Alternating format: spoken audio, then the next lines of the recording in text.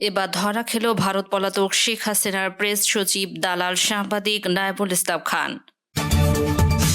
এবং সর্বশেষ জানাবো, আগামী মার্চ মাস থেকে জুলাই শহীদের পরিবার ও জুলাই যোদ্ধার ভাতা পাওয়া শুরু করবেন বলে জানিয়েছেন অন্তর্বর্তী সরকারের প্রধান উপদেষ্টার প্রেস সচিব শফিকুল আলম।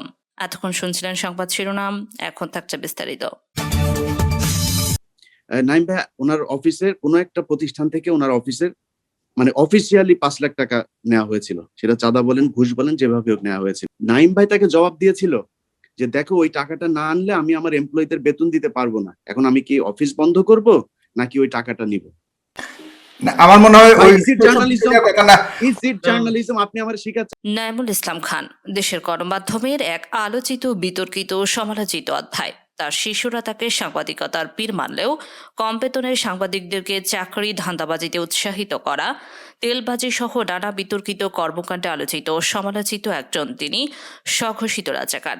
এমনকি নিজেই নিজেকে ইমেরিটাস সম্পাদক হিসেবে পরিচয় করিয়ে দিয়েছেন। ইমেরিটাস একটি সম্মানসূচক পদবি। গণভবনের পরিচিত মুখ নায়েবুল ইসলাম খান গত 15 বছরে যতটা না সাংবাদিক সুলভ আচরণ করেছেন, তার চেয়ে অনেক বেশি আওয়ামী লীগের দালালি করছেন। বিনিময়ে একাধিক পত্রিকারও মালিক হয়েছেন। কোনো পত্রিকা না ছাপিয়ে মাসের পর মাস সরকারি বিজ্ঞাপন নিয়ে গেছেন। রীতিমতো ধান্দাবাজির দোকান খুলে বসা নায়েবুল ইসলাম খান ভারতে পলাতক হাসিনা সরকারের শেষ দিকে গত 7 জুন হাসিনার প্রেস সেক্রেটারি হিসেবে নিয়োগ পান। হাসিনার মিডিয়া সামলানোর দায়িত্ব পেয়ে গণমাধ্যমগুলোকে বিভিন্ন ইস্যুতে সরকারের নিজেই চাপ দিতে থাকেন। নায়েবুল ইসলাম খান একজন মদখোর ব্যক্তি। নিজের বাসায় তিনি নিয়মিত বিভিন্ন সাংবাদিকদের আমন্ত্রণ করে মদের আসর বসান এবং মদ পান করেন। একবার এক অনুষ্ঠানে মদ খেয়ে স্ত্রীর সাথে মাতলামি করে স্ত্রীর কাছে ক্ষমা চেয়ে সংবাদের শিরোনাম হয়েছিলেন নায়েবুল ইসলাম খান। নায়েবুল ইসলাম খান বিবাহ বহির্ভূত সম্পর্ক করেছেন বিতর্কিত লেখিকা তসলিমা নাসরিনের সাথে। তসলিমা নাসরিনের দ্বিখণ্ডিত উপন্যাসে তিনি লিখেছেন, বিয়ে করেও নাইম আমার বাড়িতে আসে, আমার শরীরের দিকে আমি বাধা দিই না শরীরের সম্পর্কে। দীর্ঘদিনের পুরুষ স্পর্শহীন শরীরটি নাইমের স্পর্শে কেমন তীর করে কেঁপে ওঠে। যৌবনকালে নায়েবুল ইসলাম খান তসলিমা নাসরিনের প্রেমে অন্ধ ছিলেন এবং তাকে বিয়েও করেছিলেন। তবে দ্বিখণ্ডিত উপন্যাসের মাধ্যমে আমরা জানতে পারি, ডিভোর্সের পরেও দ্বিতীয় নাসিমা খান মন্টির সাথে সম্পর্ক থাকাকালীন সময়েও তসলিমা নাসরিনের সাথে অবৈধ সম্পর্কে জড়িয়েছিলেন বাটপার ও চরিত্রহীন নায়েবুল ইসলাম খান। যখন যে সরকার ক্ষমতা এসেছে, বিএনপি, সেনাবাহিনী বা আওয়ামী লীগ তাদের তোষামদি করে সরকারি বিজ্ঞাপন বাগিয়ে নিয়েছে নায়েবুল ইসলাম খান। নিজের প্রকাশিত দৈনিক পত্রিকাগুলো যেমন আমাদের নতুন সময়, আমাদের অর্থনীতি, আওয়ার টাইম ইত্যাদি এই পত্রিকাগুলো 5,000 কপিরও বেশি ছাপানো হয় না। অথচ এসব অজনপ্রিয় পত্রিকাগুলো দিয়েই সরকারের গুরুত্বপূর্ণ মন্ত্রণালয় থেকে বিজ্ঞাপন বাগিয়ে নেন সরকারের নির্লজ্জ দালাল নায়েবুল ইসলাম খান। তিনি তার সম্পাদিত পত্রিকাতে সাংবাদিকদের নামমাত্র মূল্যে বা বিনা বেতনে নিয়োগ দেন। এইসব সাংবাদিকদের জীবন ধারণের জন্য কিভাবে মানুষকে ব্ল্যাকমেইল করতে হবে, কিভাবে বিজ্ঞাপন আদায় করতে হবে, সেসব কৌশল নিজেই শিখিয়ে দেন আপাতমস্তক বাটপার হিসেবে পরিচিত নায়েবুল ইসলাম খান। হাসিনার ফ্যাসিস্ট আমলে নির্লজ্জ দালাল হিসেবে পরিচিত নায়েমুর তার সম্পাদিত পত্রিকাতে সুযোগ পেলেই বিএনপি চেয়ারপারসন বেগম খালেদা জিয়া ও ভারপ্রাপ্ত চেয়ারম্যান তারেক রহমানকে জড়িয়ে বানোয়াট খবর ছাপেন। মেকআপের কারণে মুক্তি নিতে তিনি ঘণ্টাদেরই বেগম জিয়ার নিজের সম্পাদিত আমাদের সময় .com পোর্টালে এমন ভিত্তিহীন একটি খবর আপলোড করে আবার ডিলিট করে দিয়েছিলেন নায়েবুল ইসলাম খান। তাছাড়া বিভিন্ন টকশোতে হাজির হয়ে সরকারের পক্ষে নগ্ন দালালি করে দালালি সাংবাদিকতা জগতে নিজের শ্রেষ্ঠত্ব প্রমাণ করে চলেছেন। নায়েবুল ইসলাম খান সবচেয়ে বড় প্রতারণা করেছিলেন ওয়েস্টি হোটেলের মালিক ব্যবসায়ী নূর আলীর সাথে দৈনিক আমাদের সময় পত্রিকাটির মাধ্যমে। আমাদের সময়ে 12 কোটি টাকা খাটিয়ে মুনাফা পায়নি নূর আলী। নূর আলীর বরাতে বাংলা নিউজ এ প্রকাশিত এই সংবাদটির দিকে আপনাদের দৃষ্টি দিতে চায়। এই সংবাদটি থেকে জানা যায়, 20 কোটি টাকায় পত্রিকাটি কিনে নায়েবুল ইসলাম খানের তত্ত্বাবধানে গত 8 মাসে আরও 12 কোটি টাকা বিনিয়োগ করে কোনো লাভ পায়নি ব্যবসায়ী নূর আলী। নূর আলী বলেন, আমরা যখন পত্রিকাটি কিনি তখন নায়েবুল ইসলাম খানের সাথে 3টি শর্ত ছিল। পত্রিকাটির ইমেজ বাড়িয়ে টপ র্যাঙ্কিংয়ে নিয়ে যাওয়া, আর্থিকভাবে লাভ নিয়ে যাওয়া এবং প্রচার সংখ্যা বাড়ানো। কিন্তু লাভ তো দূরের কথা, শুধু লোকসানই হতে থাকলো। আমরা পত্রিকাটির মান ভালো করতে চাইলাম, পত্রিকাটির লাভ লোকসান দেখতে চাইলাম। বিষয়টি সম্পাদককে বলা হলো, কিন্তু তিনি তা করতে রাজি হলেন না। পছন্দ করলেন না। আমাদের সঙ্গে আলাপ না করেই নাইবুল ইসলাম খান কাগজে বিজ্ঞাপন দিয়েছেন, মামলা করেছেন, প্রধানমন্ত্রীর হস্তক্ষেপ কামনা করেছেন, বলেছেন তার পত্রিকা ডাকাতি হয়ে যাচ্ছে। তার এই আচরণে আমরা বিস্মিত হয়েছি। নাইবুল ইসলাম খান তার নিজের হাতে পত্রিকাটি হত্যা করার চেষ্টা করেছেন। এই রিপোর্ট থেকে আরও জানা যায়, নুরালির সাথে পত্রিকার শেয়ার নিয়েও জালিয়াতি করেছিলেন নাইবুল ইসলাম খান। পত্রিকাটির সাথে ৮২,০০০ শেয়ারের কথা বললেও হিসেব কষে দেখা গেছে শেয়ার ৮০,০০০।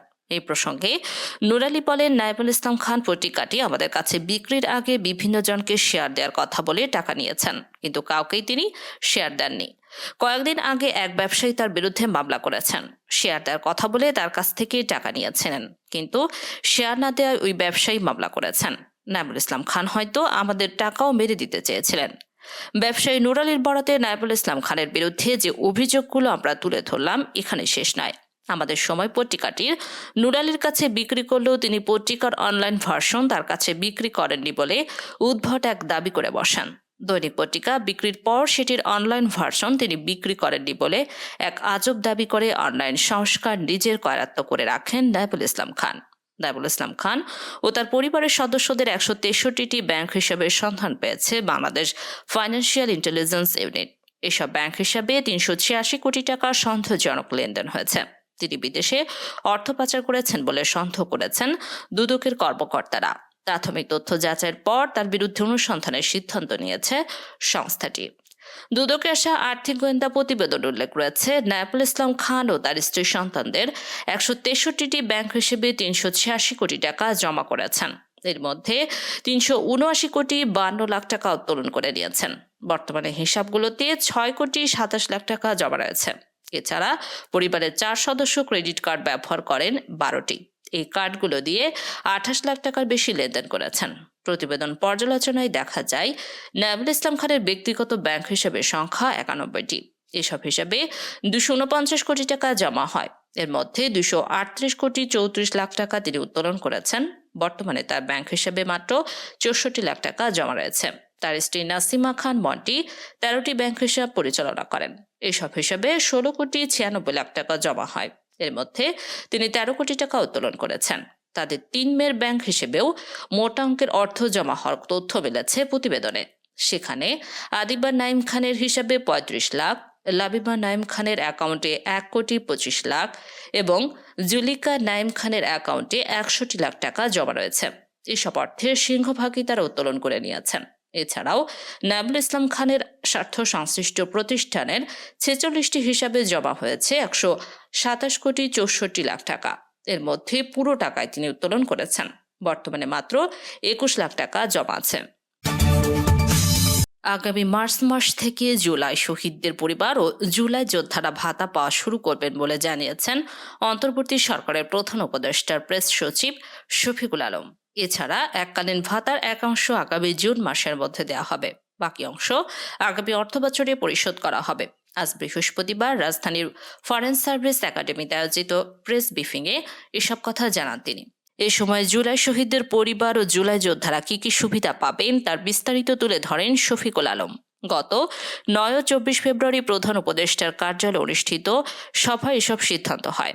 গণ আন্দোলনে যাদের মৃত্যু হয়েছে তারা জুলাই শহীদ নামে অভিহিত হবেন। যারা আহত হয়েছেন তারা জুলাই যোদ্ধা হিসেবে অভিহিত হবেন। আহতদের ৩টি ক্যাটাগরি করা হয়েছে। মেডিকেল কমিটির মাধ্যমে আহতদের অবস্থা পর্যালোচনা করে ABC ক্যাটাগরি করা হয়। সংবাদ ব্রিফিংয়ে জানানো হয়, গ্যাজেটভুক্ত জুলাই শহীদের সংখ্যা ৮৩৪ জন। শহীদ পরিবারে এককালীন ৩০ লাখ টাকা পাবেন। চলতি অর্থ বছরের মধ্যে জাতীয় সঞ্চয়পত্রের মাধ্যমে ১০ লাখ টাকা দেওয়া হবে। আগামী অর্থ বছরে বাকি ২০ লাখ টাকার সঞ্চয়পত্র দেওয়া হবে। শহীদ পরিবারে প্রতি মাসে ২০,০০০ টাকা ভাতা পাবেন। পরিবারের সক্ষমতা সরকারি আধা সরকারি চাকরিতে অগ্রাধিকার পাবেন। পরিবারের সক্ষমরা সরকারি আধা সরকারি চাকরিতে অগ্রাধিকার পাবেন। জুলাই যোদ্ধাদের এ ক্যাটাগরিতে যারা অতি গুরুতর আহত হয়েছেন তারা অন্তর্ভুক্ত হয়েছেন। এর সংখ্যা ৪৯৩ জন। এই ক্যাটাগরির জুলাই যোদ্ধারা এককালীন ৫ লাখ টাকা পাবেন। চলতি অর্থ বছরে ব্যাংকে চেকের মাধ্যমে ২ লাখ টাকা দেওয়া হবে। বাকি ৩ লাখ টাকা আগামী অর্থ বছরে পাবেন।